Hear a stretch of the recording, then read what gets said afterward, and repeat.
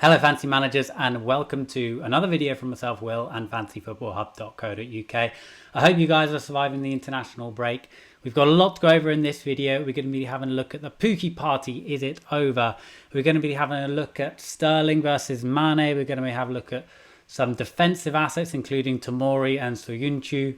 And we're also going to be having a look at the Palace defence and are we underestimating it? So we've got some really good community questions. We're then going to be looking at my team and my transfer thoughts ahead of game week 9. Let's get to it. Okay, so first question here from FPL Martian. Is the Pookie party over? And if so, who is the best replacement? So really good question. I've got Pookie in my team, so it's something that I'm strongly considering. So this is a comparison of Pookie versus Pookie. Pookie in the first 3 game weeks on the left, and highlighted in blue, and Pookie in the last 5 game weeks highlighted in red. So as you can see, he really came out of the blocks flying. His stats and his numbers are brilliant in the first 3 game weeks, and since then they have completely dropped off. So is the Pookie party over? It looks like it might be. Now I should say that I don't think he's going to be a completely non-starter for the rest of the season. I do still think that he offers potential, but it does look like there are better options at the moment. First and foremost, going down the bottom there, we've got Tammy Abraham coming in top for shots inside the box over the last 5 game weeks. He's got 13 shots inside the box, so always look for shots inside the box. I think that's a really good indicator. Shots on target, total shot volume, big chances. These are all the numbers that you should be looking at. We've also got a couple of the Brighton assets you'll see there. I think these guys offer really good value. I'm certainly interested by Connolly at 4.5. He played really, really well in the last game against Spurs, and I'm going to be surprised if he loses his place. So I think that, him at 4.5, that's a really interesting option. The one that I'm looking at, though, is actually Callum Wilson. I think that he's one that I touted at the start of the season, then I moved away from, and I've really regretted that decision ever since. He's now got Norwich at home next, and I think that is actually one of the best fixtures. So I think now's a really good time to bring him in. Unfortunately, I can't do the Pookie to Callum Wilson move straight, so I might need to go with 2 transfers. But I think from that bunch, Tammy Abraham is the best pick, and closely followed by Callum Wilson, and then the Brighton guys I think are very good options. I also think it's worth looking at Jimenez. Wolves seem to have turned a corner, seem to know what they're doing now. And that match against Man City really showed us that they still have a lot to offer in the Premier League.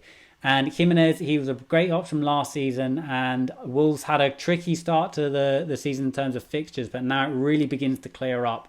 And I think that Jimenez could become another strong option moving forward. Okay, good question there from FPL Dare, fellow YouTuber. He's on a wild card and he's asking, should I be going Sterling or Salah/Mane? KDB is my other City attacker. Personally, I'm a fixtures guy, and I always think that especially on a wildcard, you should be looking at those fixtures. And Man City's next 3 fixtures are very, very strong, especially when you compare it to Liverpool. So I think in a vacuum, a choice between Sterling and Salah/Mane, I would be very tempted to go for Sterling just because of those fixtures. I think also if you look at some of the numbers, then Sterling is he's probably slightly more rounded. I would say that Mane has been getting those big chances, and big chances are the ones that lead to goals, and I think that's why he's been doing so well recently. But on balance, I think that Sterling still has the potential to score more than Mane over the next few matches, and also more than Salah. So personally, I would edge towards Sterling. So once Liverpool have these next difficult 4 fixtures out of the way, then I think that it's potentially worth looking at possible routes to getting Mane and Salah back into your team. So just make sure you have that option open. Okay, so Tomori versus Soyuncu, I think I pronounced that one right. It's something that I'm considering, so I thought I'd tackle this question. I think both of them are good shouts, actually. Both of them have good fixtures. Both of them offer a lot of value. I'm currently leaning towards Tomori just because slightly better numbers, although Chelsea have been conceding, their defensive stats aren't actually that bad. So I'm leaning towards that way, but I do think they're both very good options. If I could afford it, then I'd be very tempted by Pereira as well. He's got some good numbers from an attacking point of view. Although coming in at that price point, you're beginning to compare into the Liverpool and City defenders. So tricky decision that. But personally, I'm leaning towards Tomori, although I haven't completely made up my mind yet. Okay, last question there from Joe Jenkins. Should we be respecting Palace's defence more? They have conceded 8-8, 3 clean sheets and are sitting 6th. Do we just throw them into the pile of easy run fixtures for Arsenal, Chelsea, Leicester, or should we reevaluate? Really good question, and I thought I would look into it a little bit more. But when it comes to defence, I tend to look at slightly longer game week ranges. So to be honest, I don't have anything statistical to back this up, so maybe somebody can shoot me a message if I'm onto something here. But that's what I tend to do, and the main reason for that is because I just feel that things tend to change less in defence, and getting more data from a bigger sample is important. So this is total shots conceded on target for the entire season to date. And as you can see there, Liverpool are sitting top for total shots on target conceded so far this season. Obviously, a shot has to be on target to go in, so on target is often a good metric to look at.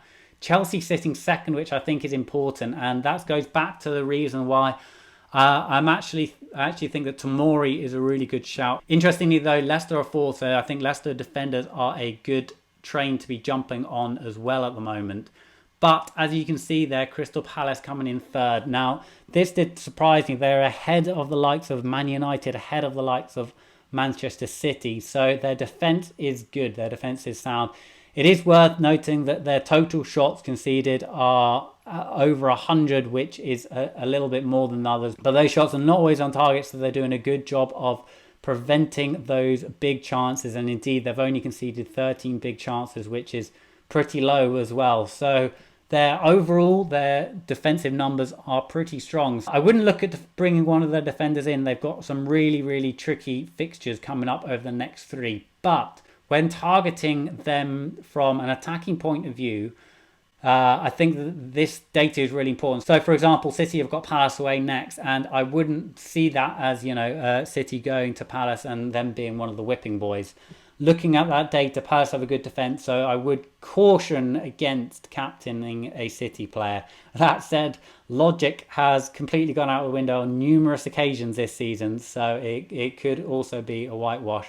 But nevertheless, I think that's a really good question, and I think that we should be looking at that Palace game when our players play against them and thinking that's actually a tough fixture for our attackers. So it seems like a while ago now, but last game was a tough one for a lot of people, only averaging 36 points.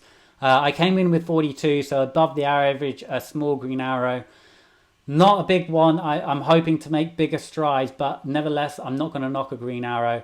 Frustratingly, I had Dunk on my bench. The amount of points I've benched this season is so painful, but that's fantasy football for you, and we've just got to plough on.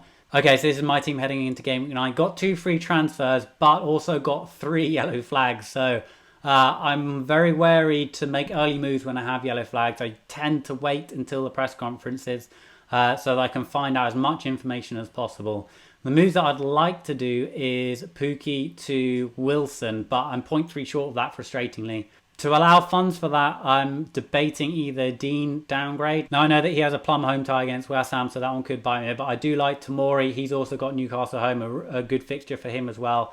So potentially that's one move that I'm looking at is Dean and Pukki out for Tomori and Wilson in. But that said, I could also do something like Dunk downgrade to free up that 0.3, or depending on the press conference, I might actually look at Salah out or possibly De Bruyne. So one of those I'm going to wait till the end of the week to make my moves. As always, I tend to reveal my moves on Twitter at FFH_Will, so feel free to drop me a follow there. In terms of captaincy, I'm really not sure. If I do bring Wilson in, I think that he is probably the best option with that Norwich defence being extremely leaky. Abraham's another good shout. I still think Sterling is a decent shout as well, so I might go that route. Difficult call on captaincy this week, so be sure to check out Chris Tan's captaincy article on site as well. That's it for this video. If you did enjoy it, please hit the like button, please hit the subscribe button and turn those notifications on.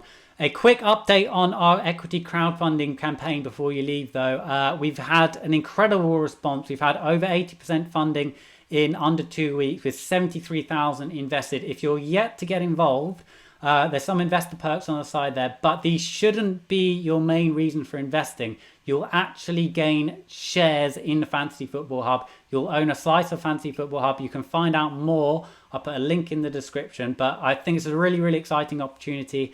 And I've been blown away by the amount of people that have invested so far. And it's worth noting that there are some important tax reliefs on this. So if your UK resident is SEIS eligible, which effectively means you can claim 50% of your investment back via tax relief. My DMs are open on Twitter, so if you've got any questions about this, please feel free to fire me a message. But otherwise, I hope you have a good game week, and I'll see you on the other side.